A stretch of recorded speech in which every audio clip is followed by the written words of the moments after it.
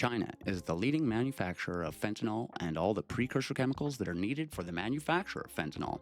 They have also said, in a promise to Donald Trump and the United States, that they would stop the creation and strict guidelines for the purchase, manufacture, and possession of these chemicals would be enforced by their nation. Why is this so important? Because the leading cause of death for people in the United States, 18 to 45 years old, is fentanyl overdose. The leading cause of death, 18 to 45, is fentanyl overdose. This is a monumental problem. Watch. Thanks very much for being here. You went to China for 1 or 2 days. Tell us what you accomplished. Hey, Maria, it's great to be with you. And look, we set this in motion, under President Trump's leadership and strong leadership in engaging in President Xi Jinping on the fentanyl crisis. Let's just put this in perspective. The prior administration, the Biden administration, allowed hundreds and hundreds of thousands of Americans to be killed by opioids alone. That is a national security crisis of epic proportions that was left undressed. President Trump comes in, engages his counterpart, President Xi Jinping, and says, we got to address this. Puts Attorney General Pam Bondi in the DOJ in motion, sets up engagements over the last 8 to 9 months, and designates the FBI director to go there and make sure this deal is solidified. And that is the reason that I, as the first director in 10 years, landed in Beijing, China. This opioid crisis is going to be turned off. Americans are... That's a big deal. First FBI director to land in China in 10 years or something. That's a pretty big deal right there. But this is an easily fixable problem. I mean, there are all kinds of restrictions on manufacture, supply, possession of all kinds of precursor chemicals for many different things around here. You can put a embargo on just the everyday purchase of trinitrotoluene, let's say. You can do that for a lot of things. There's a lot of chemicals out there that you can't just go buy right off the hop, okay?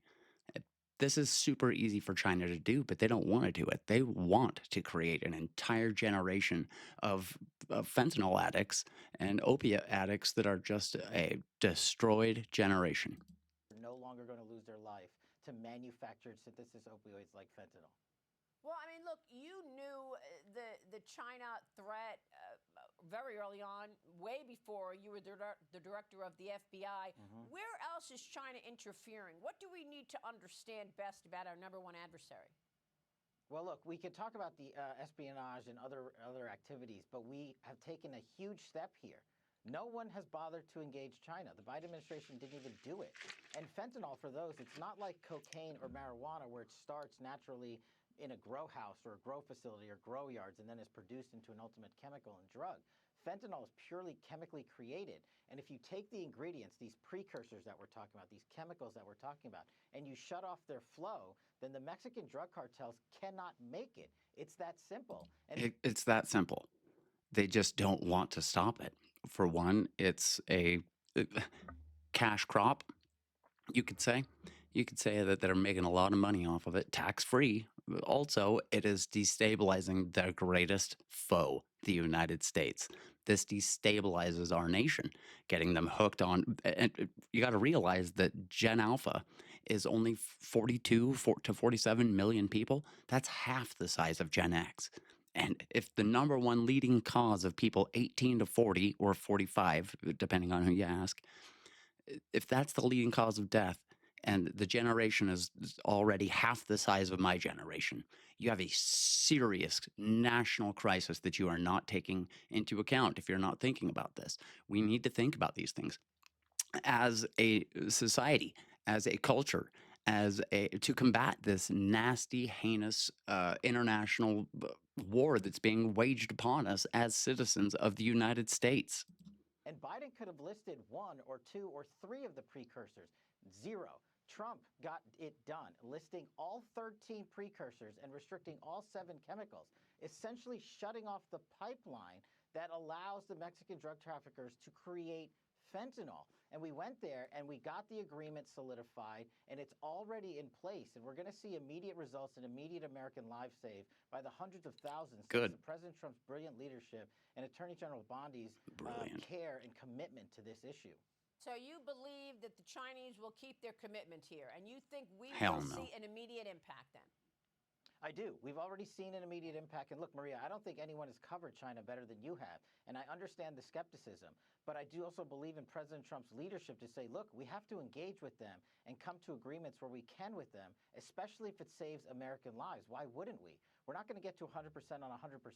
But if we can save tens of thousands of American lives, then it was worth it. And I think we're already seeing those results. And What if we just said we will stop all trade, period, from China until you stop manufacturing fentanyl and its precursor chemicals for the manufacture and sale to foreign cartels? How about that?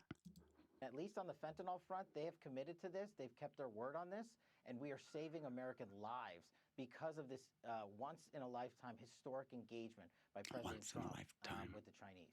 Very, very important meeting that you had. Thank you. We'll be watching that. I want to move on to a few other issues before you go. And of course, we always talk about the last 10 years of conspiracy against President Trump. And it started with the Russia collusion, on to the indictments and the impeachments. And of course, January 6th. Do you have any news for All us on disgusting. January 6th? All just gross. How many FBI agents were in attendance at January 6th? 250 plainclothes agents? Plain clothes. People that had their masks on, their badges didn't have their badges on them probably, but all masked up, wearing camo, out there and just destroying windows, breaking into the freaking Capitol building, all kinds of shit. Just look at the video. Go back and look at all the archive footage. There's tons of it. Your investigation?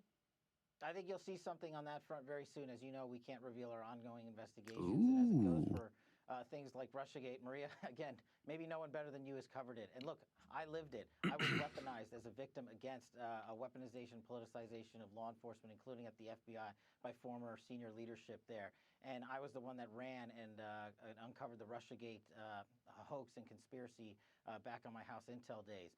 I can't talk about ongoing investigations, but I think you've seen reporting in the media and reflections as to what's going on. We will not allow anyone who participated in the Russiagate conspiracy or those who improperly and illegally, in my opinion, spied on me, members of Congress, and even members of the media for a political end state to be left unturned. These are investigations that are of important consequence to the American public. Deputy Director Bongino and I have lived through it with you and everyone else. And we don't ask you to trust us, but look at the work we've put in under President Trump's leadership. We are going after every single person, from drug traffickers to those who create precursors to those, most importantly, who weaponize our system of law enforcement. You've already seen indictments of people like former Director James Comey and others, and we're not done. Good. Well, by the way, Comey is asking for all of the charges to be dropped right now, as you know. So the audience wants to know if we're ever going to see accountability, Director. Well, a grand jury already decided that there was enough evidence here to go ahead and press the former CIA or FBI chief, James frickin' Comey. So yeah, it wasn't just like Cash Patel here said, or Trump said, yeah, let's go after him and do this. No, you have to have an actual grand jury investigation. They have to go over the evidence and see if there are grounds for this. And I know that there's a limited amount you can say about this with regard to what happens next. There was a criminal referral for John Brennan. Excuse me. Do you believe we will see accountability? Yes, 100%. We are delivering this accountability. But I'd just like to remind the audience, and I think you know this better than anyone, they built this weaponization scheme over the course of a decade plus. In these first 8 months that we've been there, we've already charged individuals, thanks to this great Department of Justice, who are at the pinnacle of this weaponization of government. We've already turned over, by the way, Maria, James Comey turned over 3,000 documents to Congress for oversight. Christopher Wray turned over 13,000. This FBI, under our leadership, has turned over 38,000 pages of information to Congress for congressional oversight purposes, which is wed to accountability, which is wed to the referrals that they send us back that we activate at the FBI. And that's obvious. You know, they do this stuff that they actually give the information over and allow these investigations to carry on instead of just saying, nope, here, we're shutting it down. That's what happened under the Biden administration. Biden administration was famous for that stuff. Every single letter they send us. The Biden administration, how many times did they have press briefings? How many times did you see Biden speaking to the press during his entire presidency? He had over 400 vacation days in his 4 years. 400 days. One of those, more than a whole year, was on vacation. And he did what, like 12 press briefings the entire presidency, right? Yeah, Trump does like 5 a day. As a substantive referral is opened by this FBI. Director, just to clarify, how many Americans were arrested regarding January 6th? I know many people spent jail time as a result of January 6th, and Thousands. you've been doing a deep dive investigation into this. There's a lot of 2,600 speculation or something. online. We want to know who planted the pipe bomb. Is Yeah. there anything you can tell us there? And how many I'd people? like to know who planted the pipe bomb. I'm sure it wasn't a former DC cop that then started working for the CIA on one of their campuses for security, huh? Sure, it wasn't a female officer that may have worked for the DC police department. Sure, that couldn't be it. People were arrested on January 6th? Allegedly. Too many. Far too many, far too baselessly as a result of a weaponization of justice and a politicization of targeting President Trump's Yeah, there she supporters. is. It was unlawful and improper, and we've been working like we have with the deputy director to unearth that. And as it relates to major investigations of public importance like the pipe bomber, again, I say, stay tuned. We reviewed every single investigation of public consequence, reopened them, reevaluated them, because we feel it cannot go untouched. We are not going to let these things lay by and allow the fake news media to run roughshod over us. Our indictments speak powerfully in court. If you don't believe us, just look at the response that the Eastern District of Virginia under Lindsey Halligan did to James Comey, and look at the notes and publication of evidence. That's the type of material we have, but we have to safeguard our prosecutions because the ultimate accountability is with the verdict in a jury room. Let's hope that there can be some justice in these jury rooms, because there's, as I see it, there is no way any sort of Republican could get justice in Virginia, California, Washington State, Oregon State, New York State, probably much of Illinois, Massachusetts. I'm sure that you could get a jury to convict anyone of anything that you didn't Understood. like in the District of New York. I guarantee that there is no way a fair trial for especially a prominent conservative person could ever be held in New York. That being said, I think you could have a fair trial in a conservative state. Here in the state of Utah, do I think that a Democrat will get a fair trial? Do I think that